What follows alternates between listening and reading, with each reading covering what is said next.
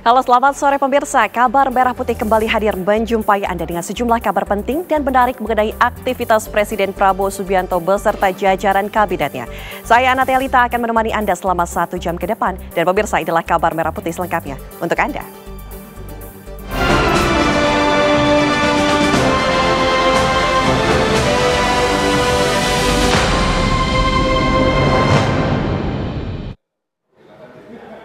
Pemirsa, Presiden Prabowo Subianto menginstruksikan pemangkasan anggaran sebesar Rp306 triliun untuk belanja negara tahun 2025.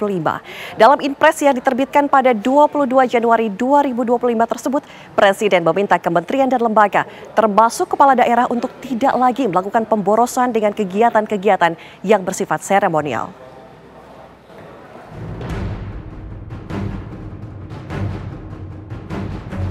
Presiden Prabowo Subianto resmi mengeluarkan Instruksi Presiden Nomor 1 Tahun 2025 tentang efisiensi belanja pemerintah pusat dan daerah. Dalam Inpres yang diterbitkan pada 22 Januari 2025 tersebut, total anggaran yang dipangkas mencapai Rp306,69 triliun dari total belanja negara 2025 sebesar Rp3.621,3 triliun. Salah satu pos yang dipangkas adalah anggaran belanja kementerian dan lembaga sebesar Rp256,1 triliun. Selain itu, transfer ke daerah juga dipangkas sebesar Rp50,5 triliun. Prabowo dengan tegas mengatakan tidak akan mencairkan anggaran untuk kegiatan yang bersifat seremonial. Saya tegaskan kembali bahwa hal-hal di luar itu yang bersifat seremoni, upacara, merayakan ulang tahun ini, ulang tahun itu, hari ini, hari itu, kita tidak anggarkan. Perayaan sejarah, perayaan ulang tahun, laksanakan secara sederhana di kantor, di ruangan. Kalau perlu yang hadir hanya 15 orang, sisanya di Vkonken. Kita bisa menghemat 20 triliun lebih. Kalau kita hitung 20 triliun, berapa puluh ribu sekolah, gedung sekolah bisa kita perbaiki.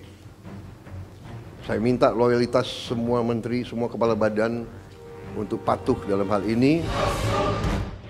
Instruksi yang diterbitkan Presiden ini tentunya harus diataati jajaran kabinet dan kepala daerah jika tidak mau jadi target reshuffle.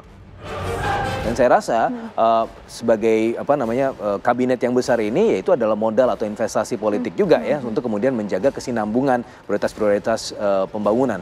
Tapi di sisi yang lain ya tentu kita harus berhemat ya, nggak semuanya kemudian melulu ketika kabinet besar maka anggaran juga harus besar. Itu yang dicontohkan oleh Pak Prabowo, dipotong 306 triliun kalau nggak penting-penting nggak usah dilakukan, dan itu adalah menurut saya itu adalah leadership ya, dan ini bisa berjalan kalau leadershipnya kuat. Nah, kan ini 100 hari nih, nanti ketika 200 hari 6 bulan mungkin ada momen evaluasi. Kementerian-kementerian yang tidak melakukan perintah ya kan kemarin Pak Prabowo juga dalam speech-nya juga menantang para menteri untuk loyal. Loyal artinya adalah taat pada instruksinya begitu kan. Kalau misalnya nggak taat instruksi ya siap-siap aja untuk keluar dari kabinet. Melalui Inpres ini, para kepala daerah mulai dari gubernur, bupati, dan wali kota diminta untuk membatasi belanja yang bersifat seremonial, kajian, studi banding, pencetakan, publikasi, dan seminar. Selain itu, efisiensi ini juga mencakup pengurangan anggaran perjalanan dinas hingga 50%. Tim TV One mengabarkan.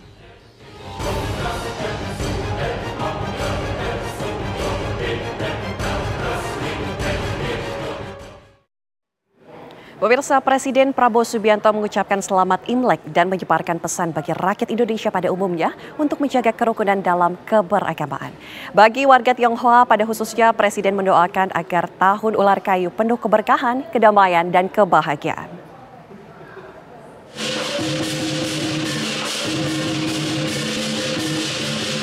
Tahun baru Imlek tahun ini tidak hanya membawa keceriaan bagi mereka yang merayakan, yaitu warga Tionghoa dan keturunannya. Masyarakat Indonesia pada umumnya pun juga mendapat berkahnya. Bagaimana tidak, Imlek jatuh berdekatan dengan hari libur nasional Isra Mi'raj, menyebabkan adanya 5 tanggal merah alias hari libur di penghujung bulan Januari 2025. Sabtu dan Minggu yang merupakan hari libur konvensional, Senin hari Isra Mi'raj yang merupakan hari libur nasional, Selasa ditetapkan pemerintah sebagai hari cuti bersama dan Rabunya Tahun Baru Imlek. Di masa libur 5 hari yang tentunya membahagiakan rakyat Indonesia, Presiden Prabowo Subianto mengucapkan selamat Tahun Baru Imlek bagi yang merayakan.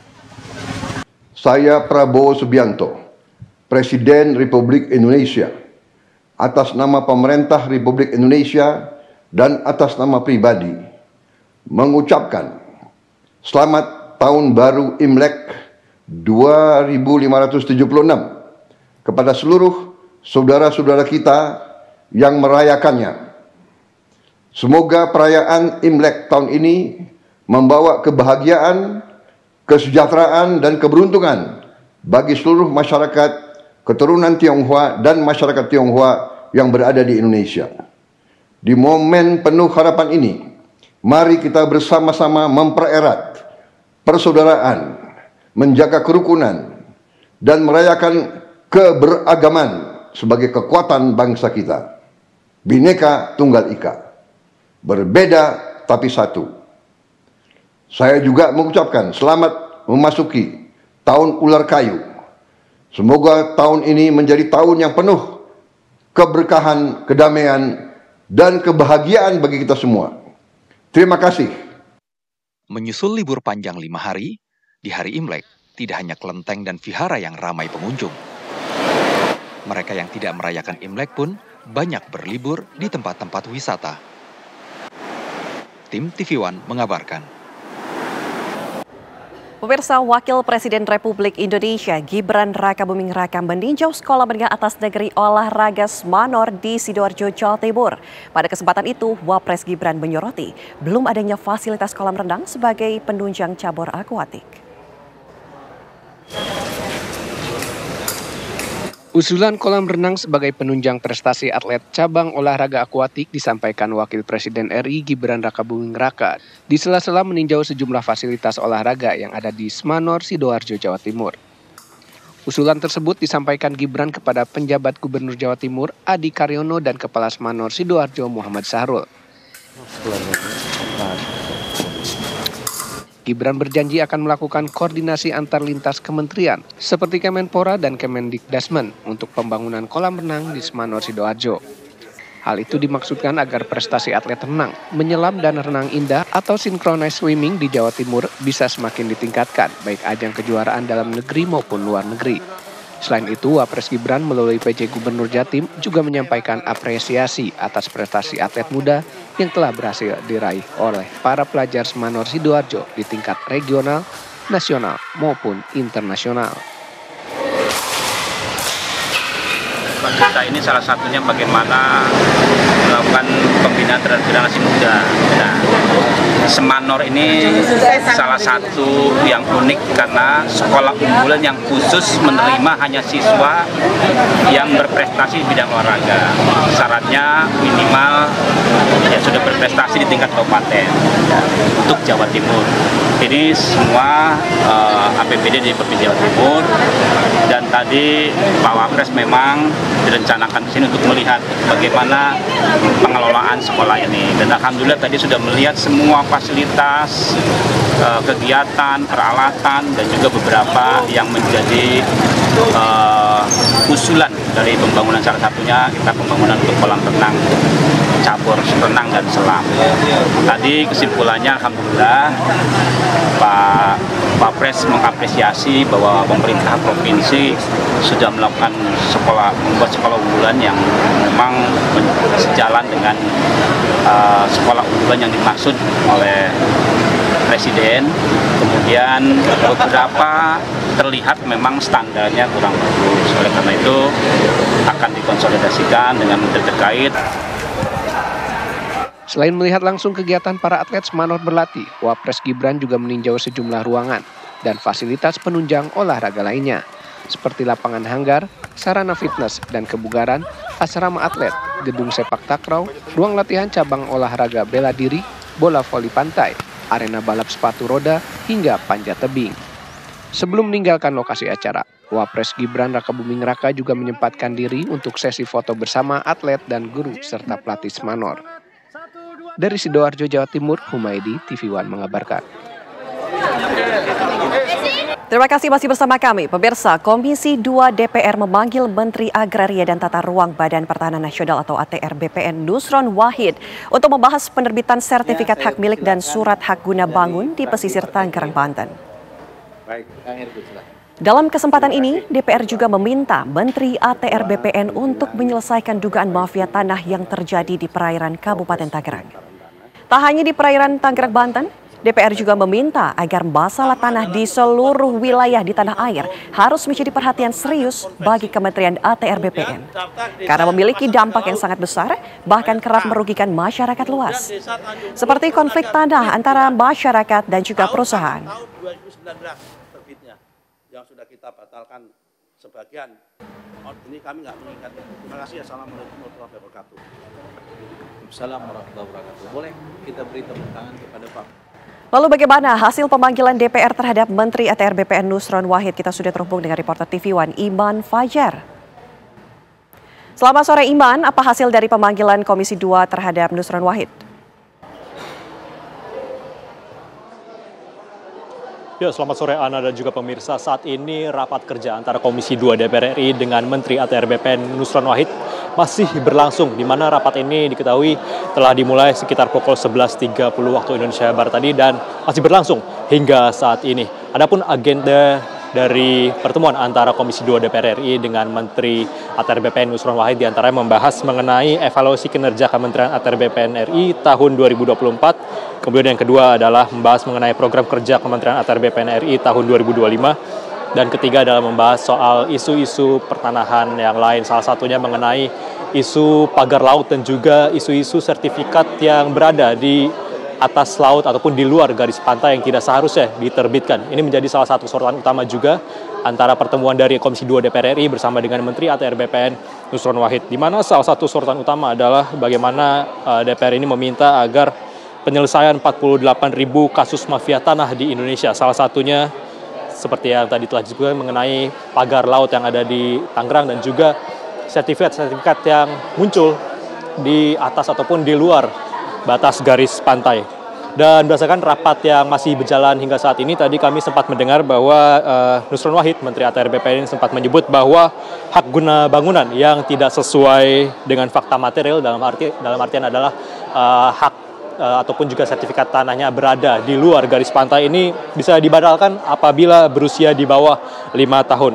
Seperti yang terjadi di Kelurahan Kohot Tangerang ini bisa dibatalkan oleh Menteri ATR BPN Nusron Wahid. Di mana tadi juga Nusron mengatakan bahwa hingga saat ini pihaknya telah membatalkan sebanyak 50 bidang dari 263 bidang hak guna bangunan dan juga 17 bidang hak milik di kawasan Kohot Tangerang. Adapun untuk sertifikat yang berusia di atas 5 tahun, maka pembatalan ini dilakukan melalui mekanisme peradilan yang mengacu pada PP nomor 18 tahun 2021 tentang hak pengelolaan, hak atas tanah, satuan rumah susun, dan pendaftaran tanah.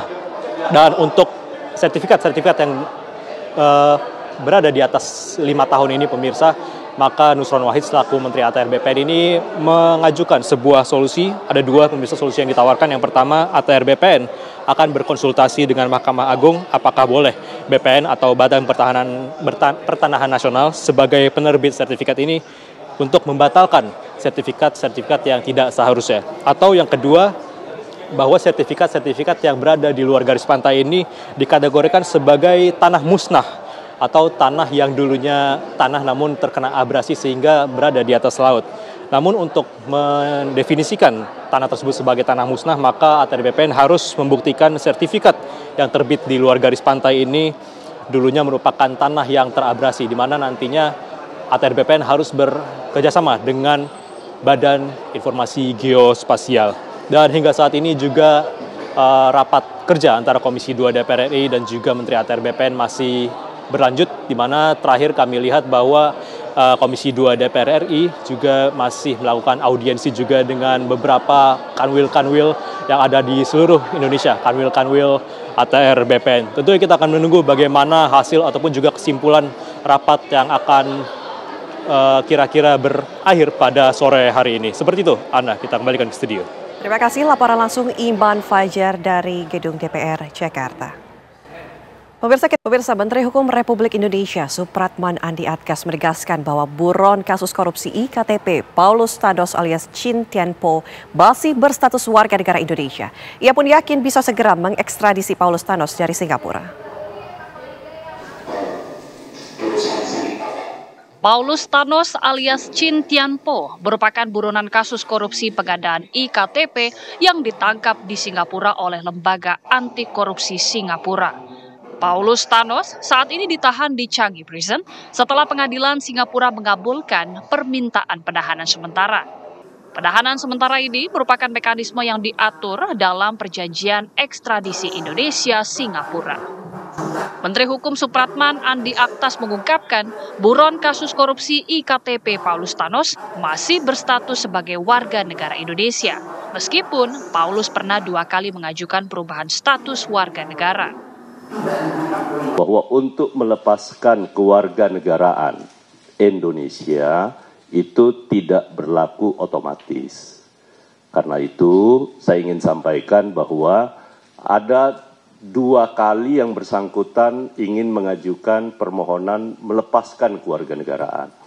Tetapi sampai hari ini yang bersangkutan belum melengkapi dokumen yang dibutuhkan. Karena itu status kewarganegaraan atas nama Paulus Thanos atau Chin Tianpo Chin Tianpo alias Paulus Thanos itu masih berstatus sebagai warga negara Indonesia. Saat ini pemulangan buronan Paulus Thanos masih dalam proses untuk pengajuan ekstradisi. Supratman mengatakan proses pengajuan ekstradisi harus selesai dalam batas waktu 45 hari atau hingga 3 Maret 2025. Dari Jakarta, Atika Harahap, Yohanes Billy, TV One mengabarkan. Pemirsa, pasca penembakan terhadap 5 pekerja migran Indonesia oleh aparat Malaysia, Menteri Koordinator Bidang Pemberdayaan Masyarakat Muhaimin Iskandar akan memanggil Kementerian P2MI, Kementerian Luar Negeri, dan Duta Besar Indonesia untuk Malaysia untuk membahas solusi bagi pekerja migran Indonesia yang berstatus ilegal.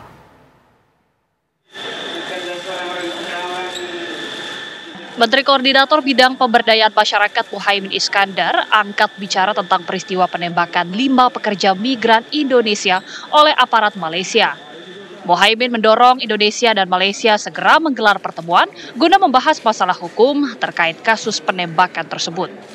Menurut Muhaimin, kunjungan Presiden Prabowo Subianto ke Malaysia beberapa waktu lalu merupakan langkah awal untuk menindaklanjuti kasus tersebut. Ia pun mengatakan akan memanggil sejumlah kementerian dan duta besar Indonesia untuk Malaysia untuk berkolaborasi menyelesaikan masalah ini. Muhaimin menegaskan pentingnya memperkuat hukum bagi WNI yang bekerja secara legal. Sementara untuk yang ilegal harus dicari solusi yang tepat. Kedatangan Pak Prabowo ke Malaysia kemarin menjadi fondasi yang akan saya tindak lanjuti dengan duduk bersama. Saya akan minta Menteri Perlindungan Pekerja Migran, kemudian Duta Besar, juga bantuan Kementerian Luar Negeri agar duduk bersama, bicara detail, legal maupun ilegal, kita buka mata, kita cari jalan. Yang legal kita perkuat kualitas hidupnya, yang ilegal harus mendapatkan solusi. Pemerintah Indonesia berkomitmen untuk mengawal kasus ini hingga tuntas dan memastikan perlindungan maksimal bagi WNI di luar negeri. Muhaimin juga menegaskan bahwa perhatian terhadap keluarga korban menjadi prioritas pemerintah. Dari Jakarta, Novan Santoso, TV One mengabarkan. 1 WNI korban penembakan aparat di Malaysia masih dalam kondisi koma. Sementara 2 WNI korban penembakan lainnya sudah keluar dari rumah sakit Serdang Selangor dan kini diamankan oleh kepolisian Malaysia untuk dilakukan pemeriksaan lebih lanjut. 4 korban yang masih di rumah sakit, yaitu saudara Heri Abimanyu, Saudara Muhammad Zaki saat ini dalam kondisi stabil. Tadi pagi kami mendapat kabar bahwa yang keempat korban sudah discharge dari rumah sakit dan sekarang posisinya di Polres atau IPD Kuala Langat. 2 orang. Kemudian yang satu lagi dalam kondisi koma di rumah sakit Serdang, yaitu atas nama Aban alias Abang. Itu sudah dalam kondisi masih dalam kondisi koma setelah dioperasi di bagian spine. Kemudian saudara Muhammad Hanifah di rumah sakit Kelang juga sudah sadar dan siuman. Saat ini sedang dalam posisi dirawat dalam kondisi untuk menstabilkan kondisinya, karena bagian bawah dari korban saudara Muhammad Hanifah masih tidak bisa digerakkan. Pemirsa, Kementerian Pertanian melakukan nota penandatanganan kesepahaman atau MOU dengan Badan Pusat Statistik. MOU tersebut menandakan komitmen jika seluruh data yang akan dikeluarkan terkait Kementerian Pertanian hanya dari Badan Pusat Statistik.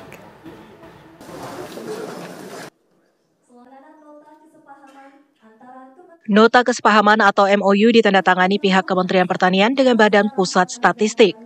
MOU tersebut dalam rangka menguatkan kolaborasi antara Kementerian Pertanian dan BPS yang telah dilakukan sejak lama. Menurut Menteri Pertanian Amran Sulaiman, MOU ini menandakan komitmen bahwa setiap data resmi yang ada terkait Kementerian Pertanian hanya boleh dikeluarkan oleh Badan Pusat Statistik. Kami MOU dalam rangka menguatkan data ke depan, di mana sekarang ini kami sudah perintahkan ke seluruh jajaran Kementerian Pertanian yang berada di bawah Kementan tidak boleh mengeluarkan data. Yang boleh mengeluarkan data pertanian adalah BPS. Kita percayakan ke beliau. Alhamdulillah kita sudah sepakat bahwa kita satu pintu, yaitu datanya dari BPS, sehingga tidak menciptakan polemik di publik. Karena kalau kita membuat data sendiri, mengambil data sendiri, bisa jadi subjektivitasnya tinggi. Dan ada kepentingan dan seterusnya di sana. Sekarang, data kita terima dari BPS. Sementara itu, PLT Kepala BPS Amalia Adininggar mengatakan penandatanganan ini selain untuk memperkuat kolaborasi yang telah ada, juga menjadi motivasi bagi Badan Pusat Statistik untuk selalu memberikan hal lebih baik. Jadi sebenarnya kolaborasi ini merupakan kelanjutan dari yang sebelum-sebelumnya, bahkan dulu yang namanya Biro Pusat Statistik dengan Kementerian Pertanian itu sudah mengawali kerjasama sejak tahun 1960. Namun demikian, MOU ini tidak hanya sekedar kelanjutan, tetapi justru ini adalah momentum yang penting untuk terus memperkuat kolaborasi antara Kementerian Pertanian dengan Badan Pusat Statistik. Badan Pusat Statistik juga mengapresiasi kepada Kementerian Pertanian yang mau berkolaborasi dan menjadikan BPS sebagai satu-satunya data yang dipakai Kementan. Dari Jakarta, Yunike Suwandi, Mulia Rahman, TV One mengabarkan. Kembali di kabar Merah Putih, pemirsa, Kementerian Pariwisata akan mengajak para pekerja seni berkolaborasi untuk mempromosikan destinasi pariwisata Indonesia tahun 2025. Menteri Pariwisata Widianti Putri Wardana mengatakan, promosi dari para pekerja seni itu dalam rangka upaya meningkatkan kunjungan wisatawan di destinasi wisata. Hal itu dikatakan oleh Menteri Pariwisata usai menerima kunjungan CEO Rans Entertainment, Nagita Slavina, dan sejumlah pekerja seni di kantor Kementerian Pariwisata Jakarta Pusat. Dalam diskusi kolaborasi itu, Menteri Pariwisata mendukung rencana untuk mempromosikan Indonesia di tahun 2025. Sementara CEO Rans Entertainment, Nagita Slavina, mengatakan pertemuan dengan Menteri Pariwisata ini sudah berlangsung sebanyak 3 kali. Ia mengatakan bentuk kolaborasi dengan Kementerian Pariwisata akan segera dilaksanakan dalam waktu dekat.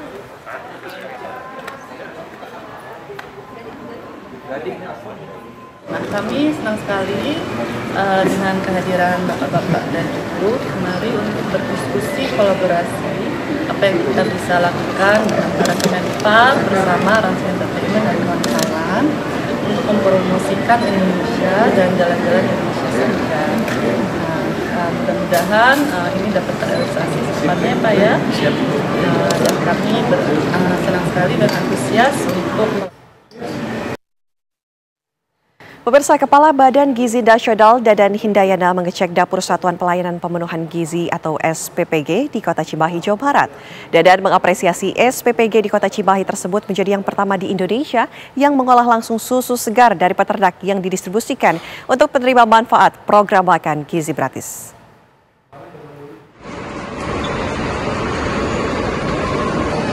Kepala Badan Gizi Nasional Dadan Hindayana didampingi penjabat Wali Kota Cimahi, Beni Bahtiar mengecek langsung dapur pengolahan makanan bergizi untuk anak sekolah dan ibu hamil milik Satuan Pelayanan Pemenuhan Gizi atau SPPG Yayasan Arara Visi Hijau di Jalan Pasir Kaliki, Kota Cimahi.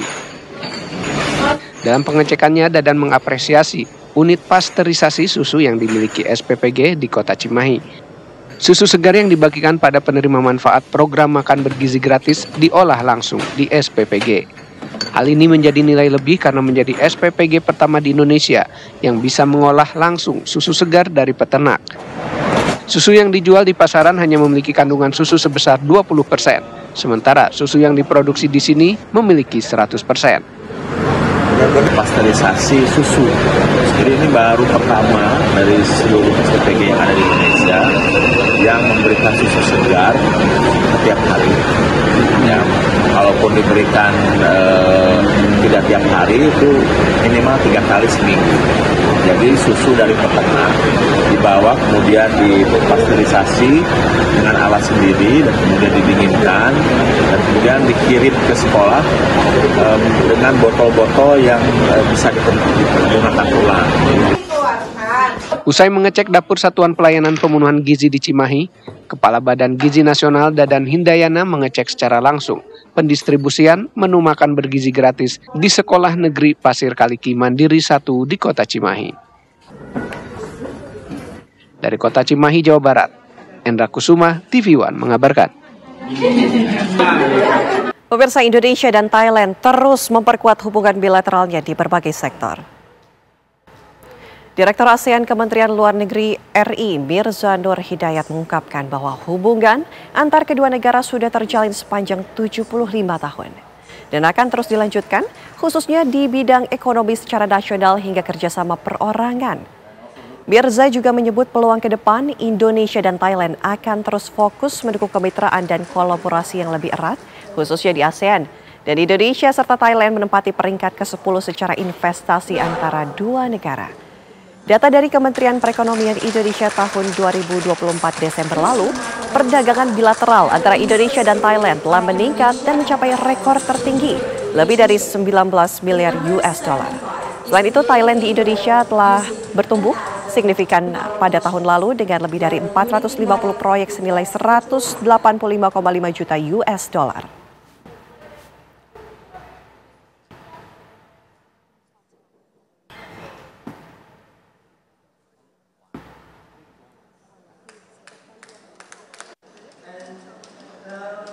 Informasi lainnya pemirsa, Wakil Presiden Republik Indonesia Gibran Rakabuming Raka meninjau Sekolah Menengah Atas Negeri Olahraga Semanor di Sidoarjo, Jawa Timur. Pada kesempatan itu, Wapres Gibran menyoroti belum adanya fasilitas kolam renang sebagai penunjang cabur akuatik. Usulan kolam renang sebagai penunjang prestasi atlet cabang olahraga akuatik disampaikan Wakil Presiden RI Gibran Rakabuming Raka di sela-sela meninjau sejumlah fasilitas olahraga yang ada di Semanor, Sidoarjo, Jawa Timur. Usulan tersebut disampaikan Gibran kepada penjabat Gubernur Jawa Timur Adi Karyono dan Kepala Semanor Sidoarjo Muhammad Sahrul. Gibran berjanji akan melakukan koordinasi antar lintas kementerian seperti Kemenpora dan Kemendikdasmen untuk pembangunan kolam renang di Semanor, Sidoarjo. Hal itu dimaksudkan agar prestasi atlet renang, menyelam dan renang indah atau synchronized swimming di Jawa Timur bisa semakin ditingkatkan, baik ajang kejuaraan dalam negeri maupun luar negeri. Selain itu, Wapres Gibran melalui PJ Gubernur Jatim juga menyampaikan apresiasi atas prestasi atlet muda yang telah berhasil diraih oleh para pelajar Semanor Sidoarjo di tingkat regional, nasional maupun internasional. Kita ini salah satunya bagaimana melakukan pembinaan terhadap generasi muda. Nah, Semanor ini salah satu yang unik karena sekolah unggulan yang khusus menerima hanya siswa yang berprestasi di bidang olahraga. Syaratnya minimal ya sudah berprestasi di tingkat kabupaten ya, untuk Jawa Timur. Ini semua APBD di Provinsi Jawa Timur, dan tadi Pak Wapres memang direncanakan di sini untuk melihat bagaimana pengelolaan sekolah ini. Dan alhamdulillah tadi sudah melihat semua fasilitas, kegiatan, peralatan, dan juga beberapa yang menjadi usulan dari pembangunan, salah satunya kita pembangunan untuk kolam renang, cabur renang dan selam. Tadi kesimpulannya alhamdulillah Pak Wapres mengapresiasi bahwa pemerintah provinsi sudah melakukan membuat sekolah unggulan yang memang sejalan dengan sekolah unggulan yang dimaksud oleh Presiden. Kemudian beberapa terlihat memang standarnya kurang bagus. Oleh karena itu akan dikonsolidasikan dengan menteri terkait. Selain melihat langsung kegiatan para atlet Semanor berlatih, Wapres Gibran juga meninjau sejumlah ruangan dan fasilitas penunjang olahraga lainnya, seperti lapangan hanggar, sarana fitness dan kebugaran, asrama atlet, gedung sepak takraw, ruang latihan cabang olahraga bela diri, bola voli pantai, arena balap sepatu roda, hingga panjat tebing. Sebelum meninggalkan lokasi acara, Wapres Gibran Rakabuming Raka juga menyempatkan diri untuk sesi foto bersama atlet dan guru serta pelatih Semanor. Dari Sidoarjo, Jawa Timur, Humaydi, TV One mengabarkan. Pemirsa, Presiden Prabowo Subianto menginstruksikan pemangkasan anggaran sebesar Rp306 triliun untuk belanja negara tahun 2025. Dalam Inpres yang diterbitkan pada 22 Januari 2025 tersebut, Presiden meminta kementerian dan lembaga, termasuk kepala daerah, untuk tidak lagi melakukan pemborosan dengan kegiatan-kegiatan yang bersifat seremonial.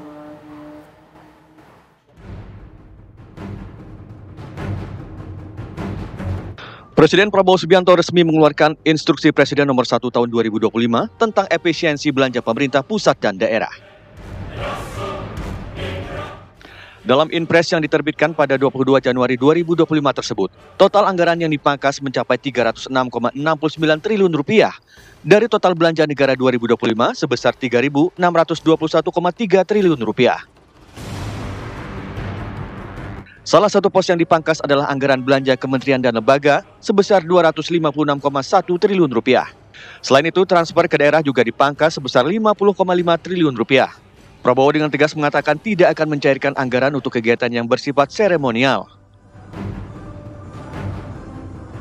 Saya tegaskan kembali bahwa hal-hal di luar itu yang bersifat seremoni, upacara, merayakan ulang tahun ini, ulang tahun itu, hari ini, hari itu, kita tidak anggarkan. Perayaan sejarah, perayaan ulang tahun laksanakan secara sederhana di kantor, di ruangan. Kalau perlu yang hadir hanya 15 orang, sisanya di Vikonken. Kita bisa menghemat 20 triliun lebih. Kalau kita hitung 20 triliun, berapa puluh ribu sekolah, gedung sekolah bisa kita perbaiki. Saya minta loyalitas semua menteri, semua kepala badan untuk patuh dalam hal ini. Instruksi yang diterbitkan Presiden ini tentunya harus diataati jajaran kabinet dan kepala daerah jika tidak mau jadi target reshuffle. Dan saya rasa sebagai kabinet yang besar ini, yaitu adalah modal atau investasi politik juga ya, untuk kemudian menjaga kesinambungan prioritas-prioritas pembangunan. Tapi di sisi yang lain ya, tentu kita harus berhemat ya, nggak semuanya kemudian melulu ketika kabinet besar maka anggaran juga harus besar. Itu yang dicontohkan oleh Pak Prabowo, dipotong 306 triliun, kalau nggak penting-penting nggak usah dilakukan. Dan itu adalah menurut saya, itu adalah leadership ya. Dan ini bisa berjalan kalau leadershipnya kuat. Ya kan ini 100 hari nih, nanti ketika 200 hari, 6 bulan, mungkin ada momen evaluasi. Kementerian-kementerian yang tidak melakukan perintah ya kan kemarin Pak Prabowo juga dalam speech-nya juga menantang para menteri untuk loyal. Loyal artinya adalah taat kepada instruksinya begitu kan. Kalau misalnya nggak taat instruksi ya siap-siap aja untuk keluar dari kabinet. Melalui Inpres ini, para kepala daerah mulai dari gubernur, bupati, dan wali kota diminta untuk membatasi belanja yang bersifat seremonial, kajian, studi banding, pencetakan, publikasi, dan seminar.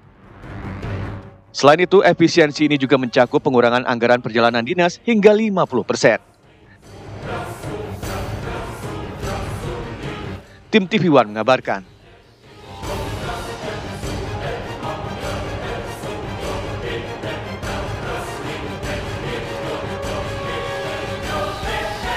Pemirsa, Presiden Prabowo Subianto mengucapkan selamat Imlek dan menyebarkan pesan bagi rakyat Indonesia pada umumnya untuk menjaga kerukunan dalam keberagamaan. Bagi warga Tionghoa pada khususnya, Presiden mendoakan agar tahun ular kayu penuh keberkahan, kedamaian, dan kebahagiaan.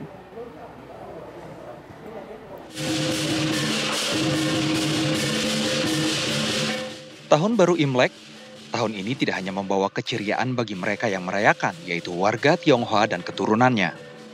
Masyarakat Indonesia pada umumnya pun juga mendapat berkahnya. Bagaimana tidak, Imlek jatuh berdekatan dengan hari libur nasional Isra Mi'raj, menyebabkan adanya 5 tanggal merah alias hari libur di penghujung bulan Januari 2025. Sabtu dan Minggu yang merupakan hari libur konvensional, Senin hari Isra Mi'raj yang merupakan hari libur nasional, Selasa ditetapkan pemerintah sebagai hari cuti bersama, dan Rabunya tahun baru Imlek. Di masa libur 5 hari yang tentunya membahagiakan rakyat Indonesia, Presiden Prabowo Subianto mengucapkan selamat tahun baru Imlek bagi yang merayakan. Saya Prabowo Subianto, Presiden Republik Indonesia, atas nama pemerintah Republik Indonesia dan atas nama pribadi, mengucapkan selamat tahun baru Imlek 2576 kepada seluruh saudara-saudara kita yang merayakannya. Semoga perayaan Imlek tahun ini membawa kebahagiaan, kesejahteraan, dan keberuntungan bagi seluruh masyarakat keturunan Tionghoa dan masyarakat Tionghoa yang berada di Indonesia. Di momen penuh harapan ini, mari kita bersama-sama mempererat persaudaraan, menjaga kerukunan, dan merayakan keberagaman sebagai kekuatan bangsa kita. Bhinneka Tunggal Ika, berbeda tapi satu. Saya juga mengucapkan selamat memasuki tahun ular kayu. Semoga tahun ini menjadi tahun yang penuh keberkahan, kedamaian, dan kebahagiaan bagi kita semua. Terima kasih. Menyusul libur panjang 5 hari, di hari Imlek tidak hanya kelenteng dan vihara yang ramai pengunjung. Mereka yang tidak merayakan Imlek pun banyak berlibur di tempat-tempat wisata. Tim TV One mengabarkan.